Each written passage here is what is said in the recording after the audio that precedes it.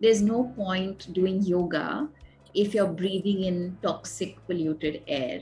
I feel like we have an ostrich mentality. Sometimes we just dig our heads into the sand and we like to pretend like nothing is happening. Yes.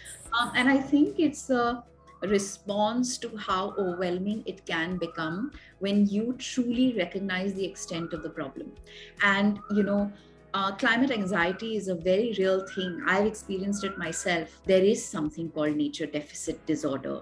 That has been found in children growing up in urban centers across the world. It is something that leads to mental depression, it leads to obesity, it leads to all kinds of complexities and problems later in life. We're so lucky as Mumbai, we have Sanjay Gandhi National Park, which is such a huge biodiversity haven within the heart of the city. Make time to go there, go to the butterfly garden, take nature trails, walk through. We're surrounded by the Western Ghats. Everything is like literally 1.5, 2 hours away from us, sometimes even closer. During the monsoons, go out into nature and experience waterfalls and streams and discover new species of toads and frogs. I don't keep buying clothes and shoes and things that I don't need. So the first question I always ask myself is, do I really need this? Is this my greed or is this my need? If it is my need, then I will buy it. If it is not my need, I will set it aside and postpone the purchase. A lot of people, especially those in the city, even they feel that, I live in the city. So obviously, this environmental, the changes that are happening would really not impact my ordinary life. I mean, this crisis will not impact my ordinary life, and conserving nature isn't relevant. But it has, right? It is because of our broken relationship with nature and the way we messed around with nature that we ended up in the midst of this global pandemic.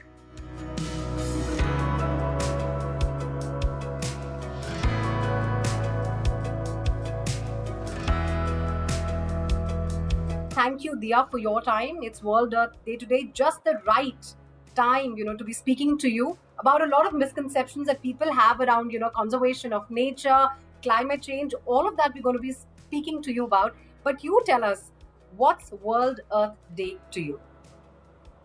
Well, it's the biggest festival on the planet that cuts across all race, color, religion, and brings people together to connect with the simple message that everyone and everything on earth is connected, and that we need to do all we can to restore the balance of the earth.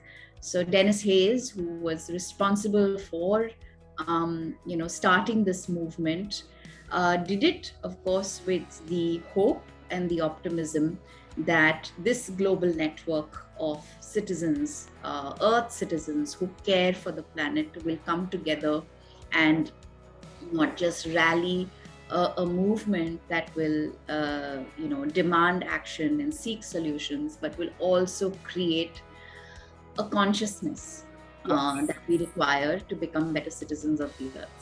Yes. Diya, most of us celebrate Earth Day with environmental shout-outs or talks around, environmental movements and signal our concern. But for you, it's actually not just about online postings. You've actually made it a personal plan to tell people about the ways they can contribute to the global environmental good. Well, of course, I think that all action begins at home. And you can never be a powerful advocate for the planet unless you yourself are making better choices for the planet. And it, of course, emanates from the understanding that the health of the environment, the health of the planet is directly linked to human health. Right. And where, we find ourselves right now in the midst of a triple planetary crisis, which is a crisis of pollution, a crisis of biodiversity loss and species extinction, and of course, the crisis of climate change. It is now more urgent than perhaps ever before that we reconsider our relationship with nature and ask ourselves before we consume or use or throw anything, is this good for the earth? And if it's bad for the earth, it's most likely bad for our health.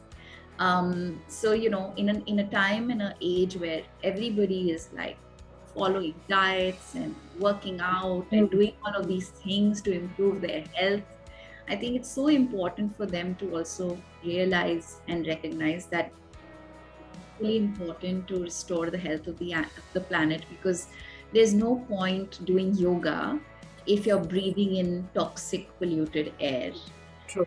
which means that the only way you can actually ensure you're healthier is by doing something as basic as segregating waste at home and composting your wet waste. That's the most fundamental and basic change that you can bring about. And then, of course, if you have the time, you can expand that to many other lifestyle choices, which I'm sure we'll discuss at some point. I'm sure you'll want me to share some of the things that I've been able to incorporate. But it really all starts with just pausing and asking yourself, how am I being a better citizen of the earth? Yes, in fact, World Earth Day is then, just the right time for you to also bust myths around, conservation of nature and earth. Let's begin with the first one. Very clear. I mean, I'm sure, you've also come across people say this, that the damage is already done and our environment situation is completely beyond repair. मतलब अब कुछ हो ही नहीं सकता. Mother Nature is an incredible self-repairing system. I think a fantastic example and a very recent example of that would be during the anthropogenic pause, which was caused by the global lockdowns, and what that resulted in. Cleaner air than many of our cities have breathed in decades. Um, a reclamation of wildlife in areas and habitats that they had completely abandoned, and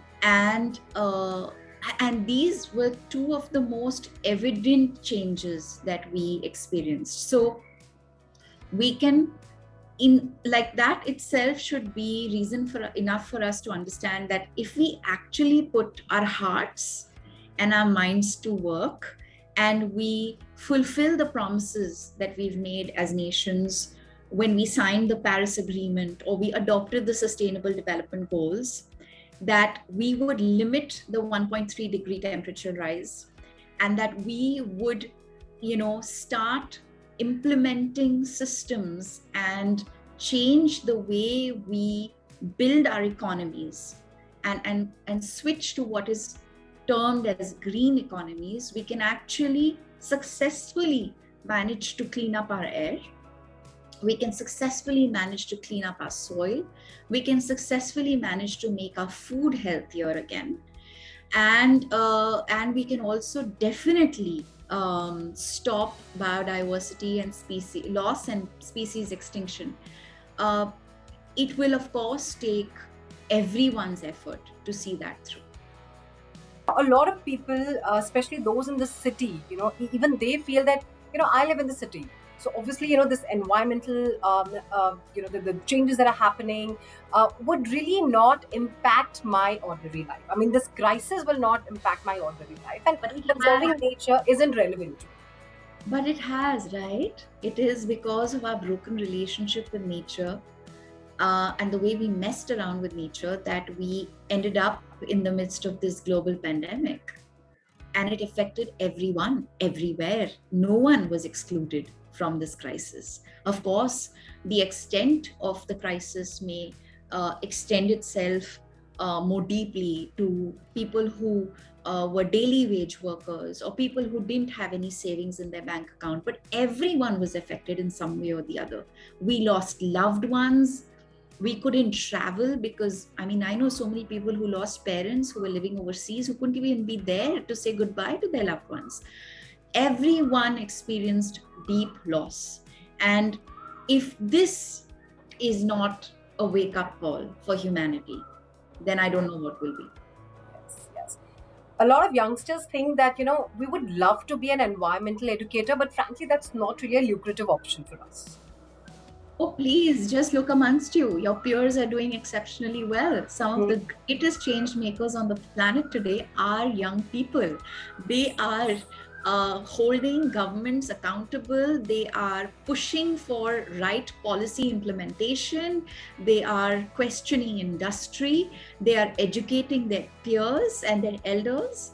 And they are driving solutions and innovation. They are capturing carbon and turning it into tires. They are collecting agricultural waste and converting it into fertilizer.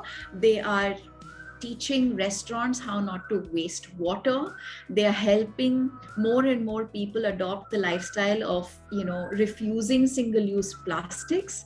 They're teaching their neighborhoods how to manage waste better, and I'm talking about 12 and 13-year-olds doing this. So I think that young people have so much inspiration to take from other young people. They just need to discover who these people are and follow them.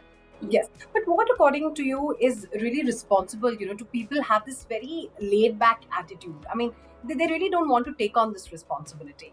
And We have what an ostrich, sorry, I feel like we have an ostrich mentality. Sometimes we just dig our heads into the sand and we like to pretend like nothing is happening. Yes. And I think it's a response to how overwhelming it can become when you truly recognize the extent of the problem. And, climate anxiety is a very real thing. I've experienced it myself. But I then kind of, I then look to those who provide solutions, and of course the inspiration of personal action, because at least that in your daily life there are things that you're doing that will help protect the environment or help solve the problem. And every action counts, every person matters. I truly believe that the power of 1.3 billion people making better choices for the planet will account for something. While you were speaking, there was this beautiful chirping of coil, and that just brought me back, to your Instagram stories. They're beautiful vacations that you've been having with your family, and you prefer nature. It's not Always. just any other exotic place, but you actually try and take your kids and, of course, the entire family, to be connected to nature. And there's a very interesting message that you had posted, which I think is also encapsulates, what you really stand for: peace, love, and connection. A gentle reminder to go out into nature, and you've put out a sound. So I think that this connect with nature is something that we're really missing out, on understanding, and that's what people need to understand how important conservation of earth and, of course, uh, There's a phrase that I use very often. But it's a quote by Baba Diem. In the end, you will protect only that what you love, and you will love only that what you learn about.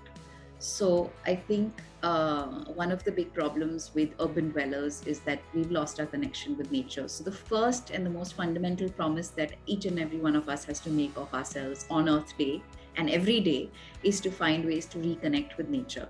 Nature heals, she grounds, she brings peace and balance. There is so much scientific evidence about the goodness that nature brings into our lives, whether it is for the sake of our mental health or our physical health. The attributes of nature are limitless. But even more so for children, and I say this as a mother, there is something called nature deficit disorder that has been found in children growing up in urban centers across the world. It is something that leads to mental depression, it leads to obesity, it leads to all kinds of complexities and problems later in life. Even in young, even in as a child, there are all kinds of learning disorders and all kinds of other problems that emerge when children are not interacting with nature. So for the sake of the health of your child and for the sake of for your child's future, I think it's so important to take your child into the wild and of course interact more with nature, even if it is something as simple as planting yes. plant home, watching, help the child watch seeds germinating into plants, watering them, nurturing the plants, taking care of them, or taking them out to parks, encouraging. We're so lucky as Mumbai, we have Sanjay Gandhi National Park, which is such a huge biodiversity haven within the heart of the city. Make time to go there, go to the butterfly garden, take nature trails, walk through. We're surrounded by the Western Ghats. Everything is like literally 1.5, 2 hours away from us, sometimes even closer. During the monsoons, go out into nature and experience waterfalls and streams, and discover new species of toads and frogs. I really love this conversation because it only gives me an insight into what your vacations are all about, and they sound really, really incredible. Now, Dia, how has your sustainable journey been so far?